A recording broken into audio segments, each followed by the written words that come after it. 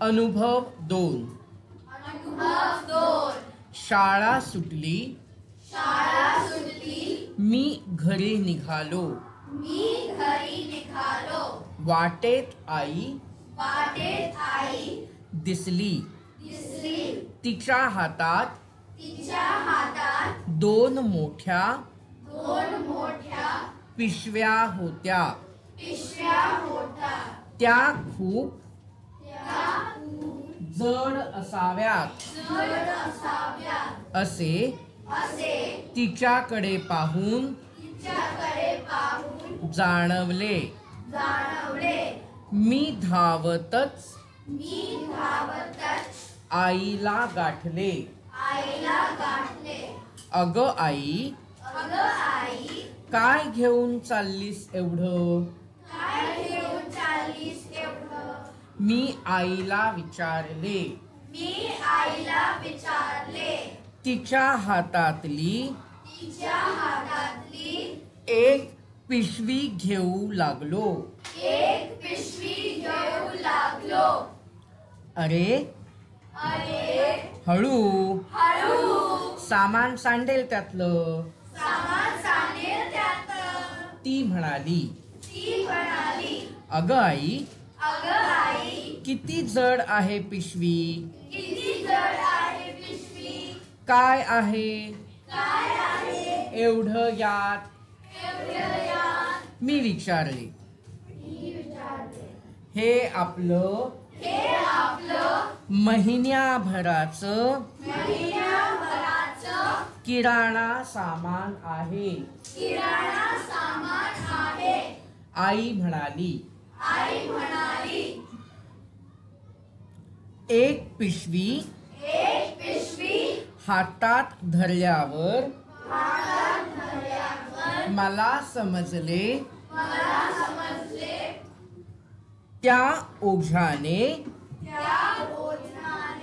आईचे हात लालेलाल झाले होते. एवढ्या सामानाला किती रुपये लागले ग? आई, मी विचारले. किती लागले असावेत? आईने उलट प्रश्न केला. मी सांगितलेली रक्कम ऐकून आई हसू लागली. अन म्हणाली, वा रे, तुझं व्यवहार ज्ञान, वस्तूंचे भाव गगनाला भिडले. आहेस कुठे तू? जरा बाजारात फिरत जा. दुकानात जात जा. मलाही ते पटले.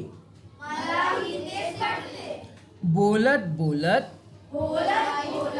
आम्ही घरी पोहोचलो.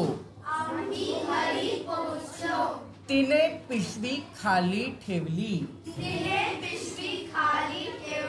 आणि हुश्श केले. बराच वेळ ती स्वतःचे हात दाबत होती. आई, तू दर महिन्याला एवढं ओझं एकटीच घेऊन येतेस? मी तिला काळजीने विचारले. हो रे, आज तू भेटलास. खूप बरं वाटलं. माझं काम हलकं झालं. आई, मनापासून बोलत होती. ती खूप दमली होती. मी आईला म्हणालो,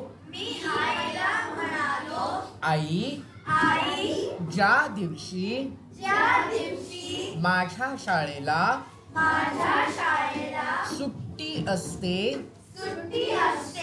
त्याच दिवशी आपण किराणा सामान